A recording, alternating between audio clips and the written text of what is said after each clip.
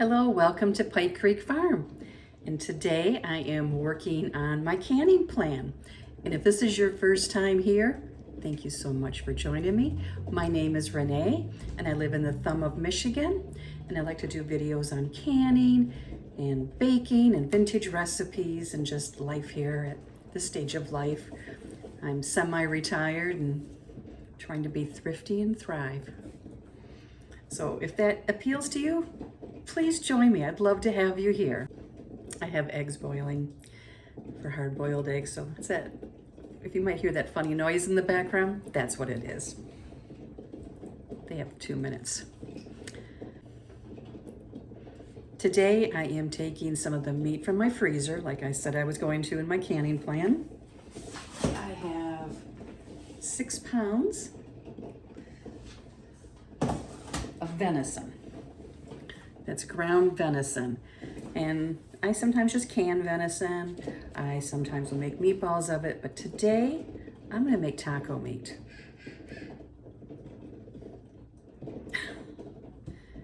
He's testing some call. Today I'm going to make pre-seasoned taco meat.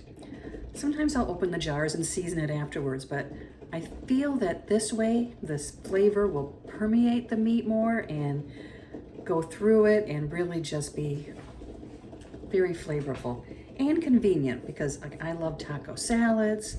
I could take it for work, just take out what I want. I can use it for tacos, enchiladas, burritos, casseroles, fast food, like I like to say.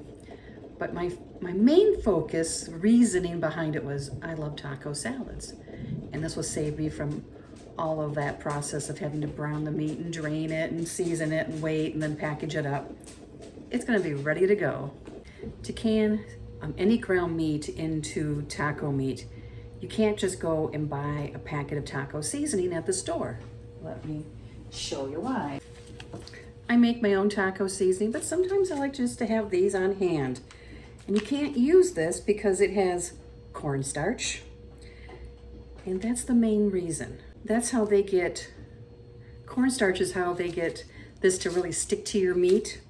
So what we're gonna do is brown the meat, drain it, season it with the seasoning blend we're gonna make up, and then can it that way. And I'm gonna use hot water. You can also use beef broth or tomato juice.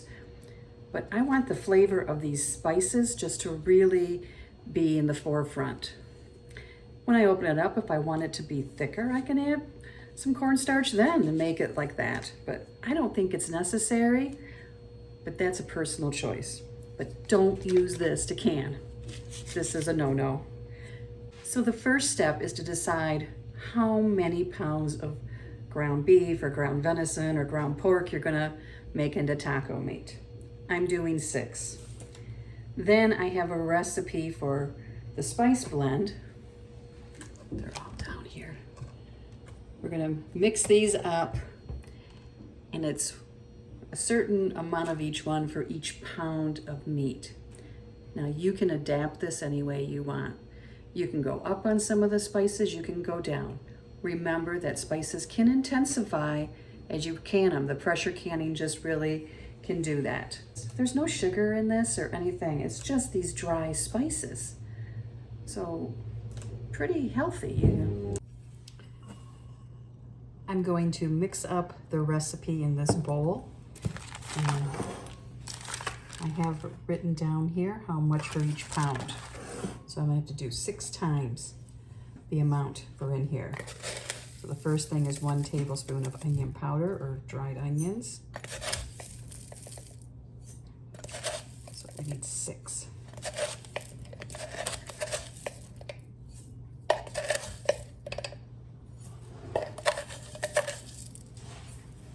One tablespoon of chili powder for each pound.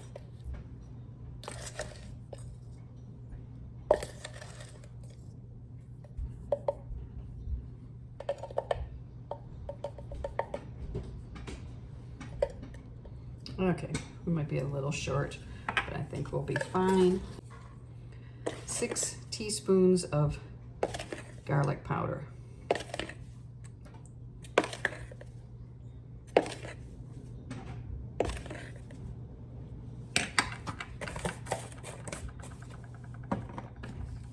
cumin.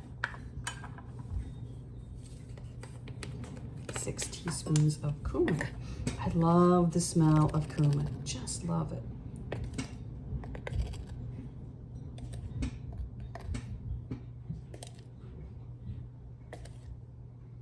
5, 6. Paprika, 1 teaspoon per pound. I'm gonna put 4 teaspoons of regular paprika, 2 teaspoons of smoked. I like the smoky flavor and I like the deep color. And the last thing is, no, there's 2 things, sorry. We need oregano. I'm gonna use Mexican oregano, which I buy on Amazon. So 6 teaspoons of that.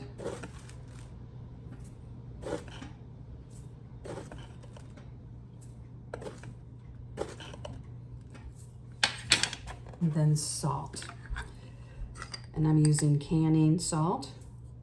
It's 1 teaspoon per pound, but I'm actually going to do 1/2 teaspoon, so I need 3. I don't want it to be too salty.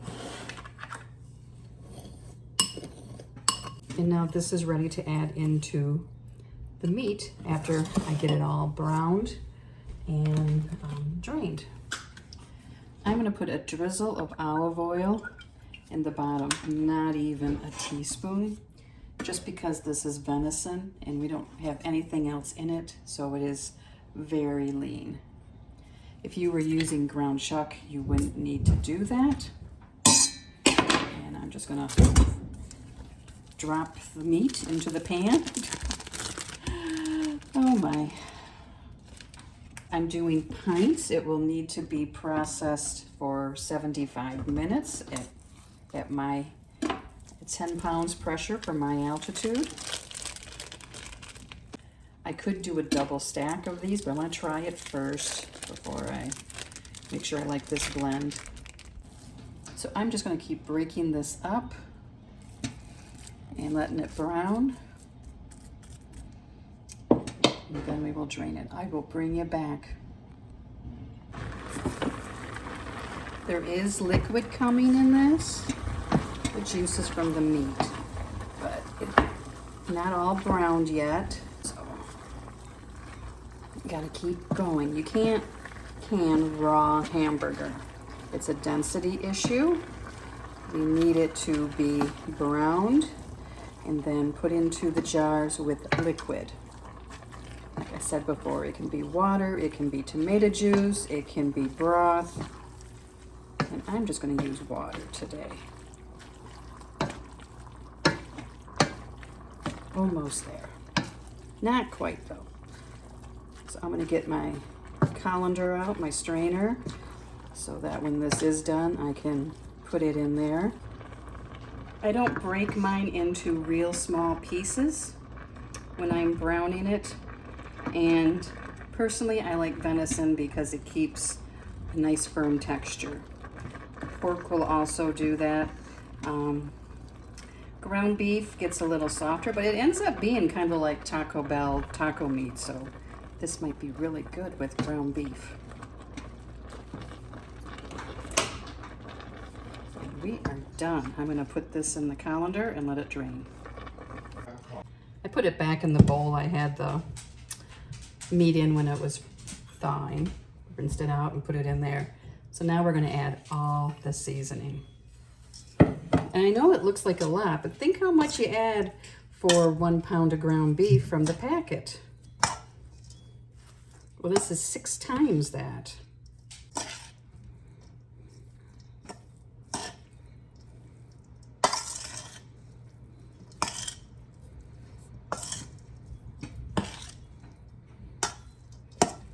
If you wanted to add some cayenne to make it spicier, you can do that. If you want to increase the amount of chili powder, you can do that.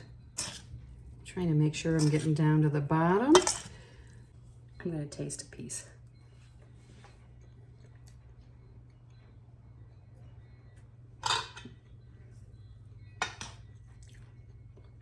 I think it tastes good.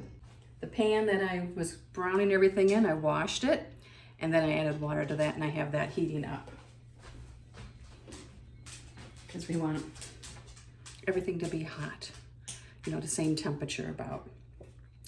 So I got my debubbler, I got my funnel. I'm just gonna get my prep area set up here for where I put everything into the jars. Got my lids out, my rings out. I think we're ready.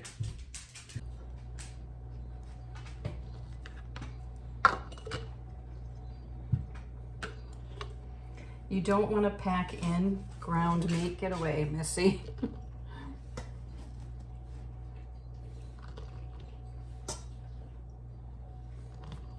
You can tap down a little. And like that, we'll probably take some out of. But we want it to be near the 1 inch headspace.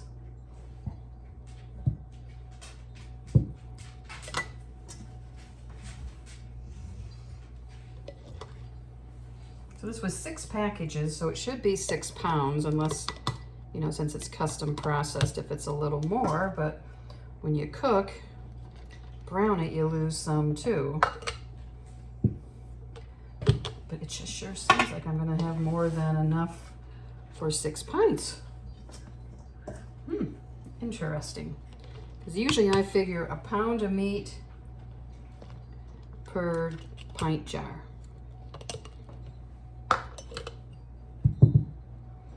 So unless these were a little more than pound packages. But I might need to go get some more jars. Which doesn't make me sad. Now I'm gonna fill the jars to the 1 inch mark with hot water.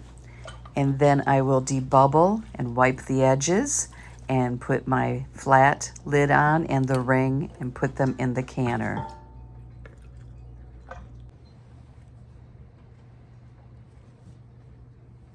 Last 3 jars.